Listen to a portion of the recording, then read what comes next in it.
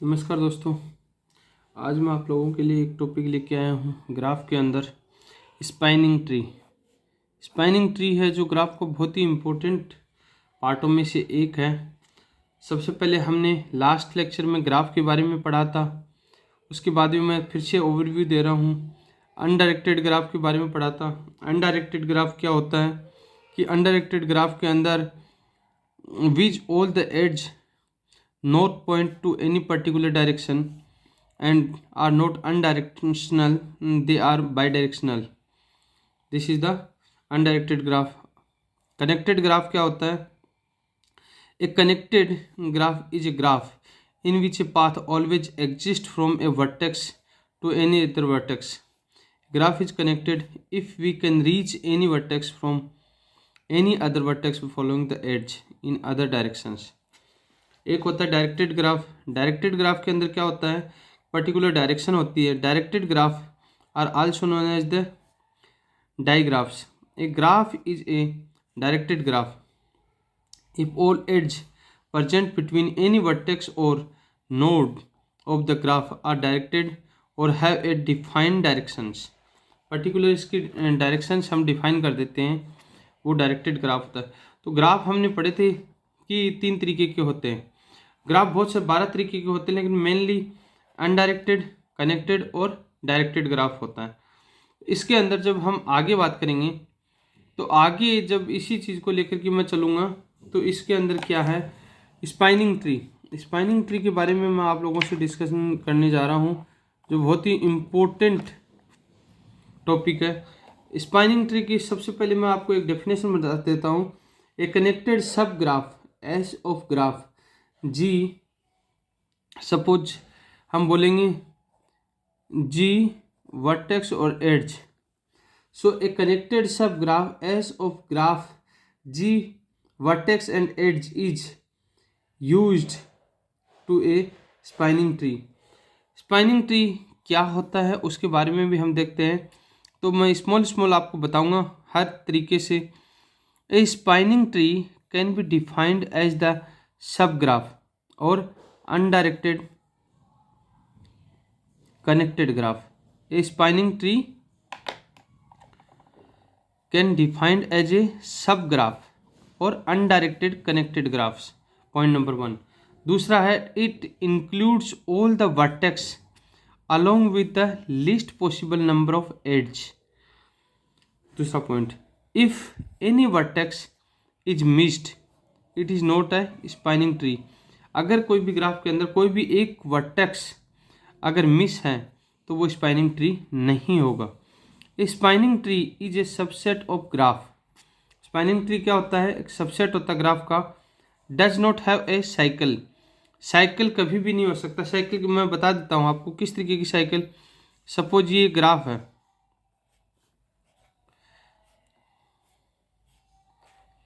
तो ये क्या है, ये कनेक्टेड तो है ग्राफ, कनेक्टेड ग्राफ है, बट ये क्या है, एक साइकिल क्रिएट हो रहा है। तो ये क्या है, एक स्पाइनिंग ट्री नहीं है। स्पाइनिंग ट्री का मैं तरीका बताऊंगा। स्पाइनिंग ट्री के अंदर क्या होता है, जो नंबर ऑफ वर्टेक्स होती हैं, लाइक 1 2 3 4 वर्टेक्स है। इसके अंदर एड्ज भी कितनी होगी, एड्ज 1 2 3 4 एड्ज हैं, यानी 4 वर्टेक्स हैं और 4 कितनी हैं, एड्ज हैं। तो ये क्या हो रहा है, एक साइकिल क्रिएट हो रहा है। तो इसके अंदर हम कभी भी साइकिल क्रिएट नहीं होगा स्पाइनिंग ट्री के अंदर। इसके साइकिल क्रिएट नहीं हो, इसके लिए एक फॉर्मूला होता है n-1, मतलब नंबर ऑफ वर्टेक्स। सपोज कितनी है 4 -1 तो इक्वल टू कितना आ गया 3। तो इसकी एड्ज कितनी होंगी, 3 होंगी। 3 अगर एड्ज होंगी तो किस तरीके का ग्राफ बनेगा हमारा, इस तरीके का बनेगा। अगर 4 मेरी वर्टेक्स हैं ये, तो किस तरीके का बनेगा, सपोज ये ग्राफ बनेगा। This is the spanning tree. Spanning tree ये क्या होगा, स्पेनिंग ट्री होगा। अब मैं आपको आगे भी बताता हूँ। Spanning tree consist of n-1 edge. n-1 edge को स्पेन करता है, जो मैंने आपको बताया, ये बहुत ही इंपॉर्टेंट है जो फॉर्मूला बताया मैंने। Where n is the number of vertex और nodes edge of spanning tree may or may not have weight assigned to them. All possible spanning tree created from the given graph G would have the same number of vertex, but the number of edge spanning tree would be equal to the number of vertex is given graph means 1. Means 1 का मतलब होता है n-1। अब ये क्या होता है कि एक कंप्लीट अनडायरेक्टेड ग्राफ के अंदर एक फॉर्मूला होता है n की पावर n-2, n की पावर n-2 होता है the number of spanning tree where n is the number of vertex in the graph.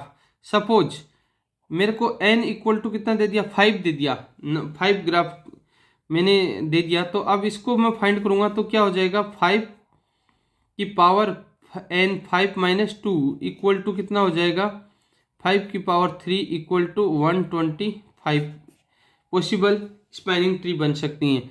लेकिन ये ग्राफिकल रिप्रेजेंटेशन में नहीं है, मैथमेटिकल रिप्रेजेंटेशन में ये पॉसिबल है।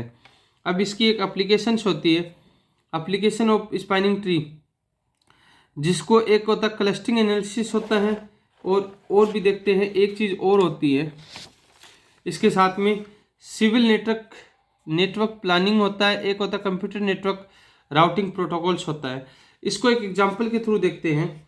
एग्जांपल के थ्रू अगर हम देखेंगे तो मैं बात करूं स्पाइनिंग ट्री की। सपोज एक ग्राफ है मेरा, इसके अंदर 1 2 3 4 एंड 5, ये क्या है, कनेक्टेड ग्राफ है।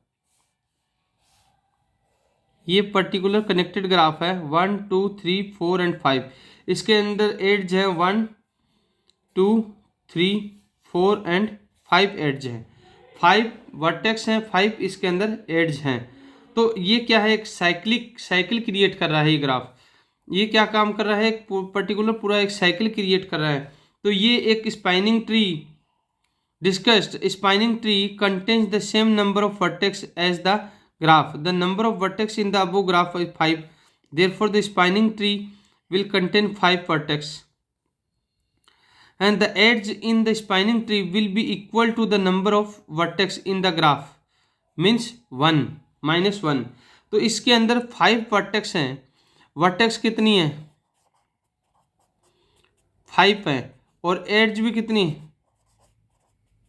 5 है। तो ये क्या हो गया, साइकिल क्रिएट हो रहा है। क्या हो रहा है, साइकिल क्रिएट हो रहा है। तो ये पर्टिकुलर क्या है, स्पाइनिंग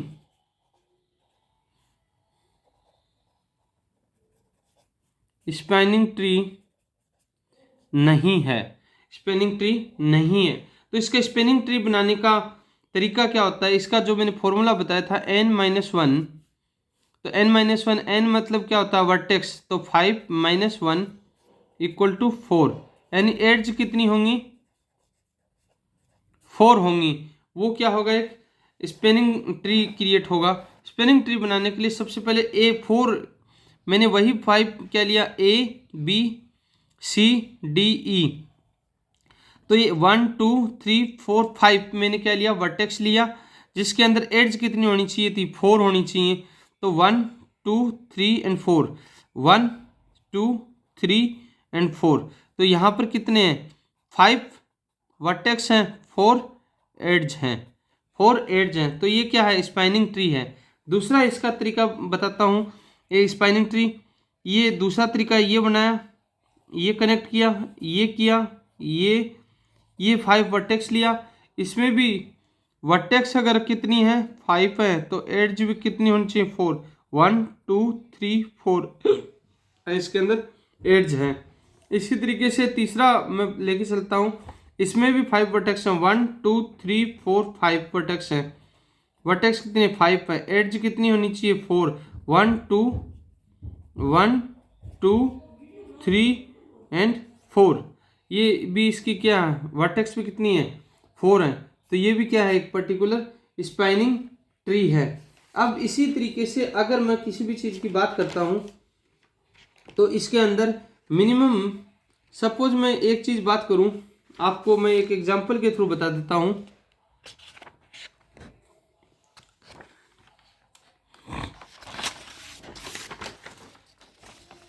एग्जाम्पल के थ्रू अगर मैं बताऊं आपको, कोई भी सपोज एग्जाम के अंदर पूछ लिया जाता है, एग्जाम में क्या पूछा जाएगा आपको कि एग्जाम में पूछा जाएगा कि एक आपको ग्राफ दे दिया, ये कंप्लीट ग्राफ,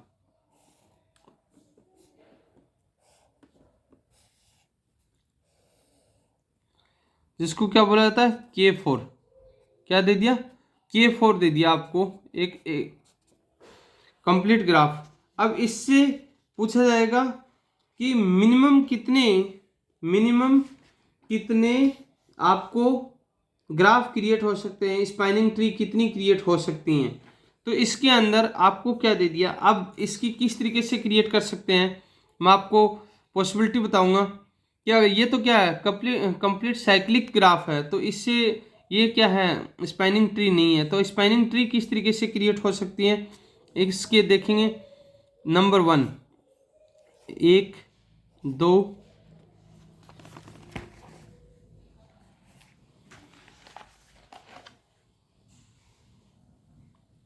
3 4, एक ये क्रिएट हो सकता है। अब इसको ये फ्रंट बॉटम लेफ्ट राइट घुमाएंगे तो कितने क्रिएट हो सकते हैं, इसके 4 क्रिएट हो सकते हैं। दूसरी की पॉसिबिलिटी देखेंगे तो दूसरे के अंदर कितने क्रिएट हो सकते हैं, एक इस तरीके से क्रिएट भी हो सकता है।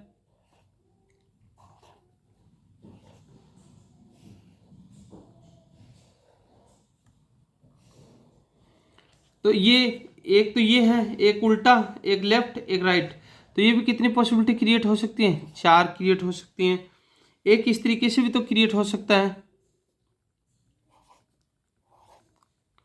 थर्ड पे।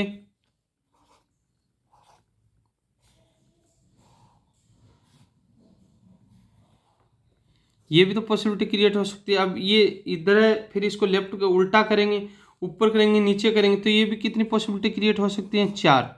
अब फोर्थ वन कितना हो सकता है, एक ये भी तो हो सकता है।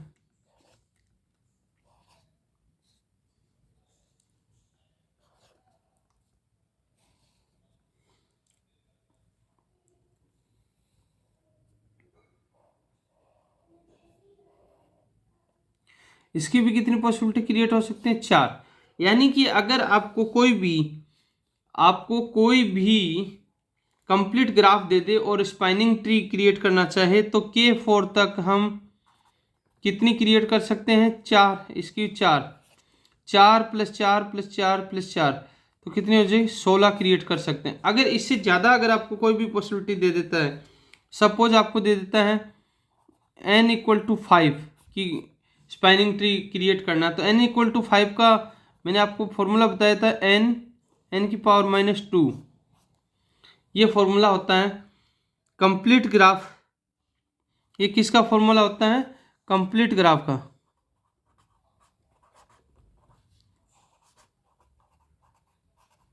कंप्लीट ग्राफ का तो इसको निकालेंगे कैसे, n कितना है, 5 है, और n की पावर 5 - 2 = 5 की पावर 3, तो 5 की पावर 25 × 25 कितना हो जाएगा, × 3 125, कितना हो जाएगा, 125। तो ये क्या है, वैसे ग्राफिकल रिप्रेजेंटेशन में पॉसिबल नहीं है, लेकिन मैथमेटिकल इक्वेशन में ये पॉसिबल है। दोस्तों इस तरीके से हम ये मिनिमम स्पाइनिंग ट्री फाइंड करते हैं। बाकी आगे हम नेक्स्ट में देखेंगे कि प्रिज्म और क्रुस्कल एल्गोरिथम के थ्रू हम किस तरीके से क्रिएट करते हैं। एक दूसरा चीज़ ये भी है, प्रॉपर्टीज हैं कुछ इसकी, प्रॉपर्टीज ऑफ स्पाइनिंग ट्री, जो मैं फटाफट बता देता हूँ। कुछ प्रॉपर्टीज होती हैं, there can be more than one spanning tree of a connected graph G। दूसरा, spanning tree does not have any cycle और loop. Spanning tree minimally connected और removing one edge from the tree will makes the graph disconnected. Next होता है, spanning tree is maximally acyclic, adding one edge to tree will create a loop. Next है, there can be maximum n-2 number of spanning tree can be created from the completed graph. एक होता है spanning tree n-1 edge where n is the number of nodes.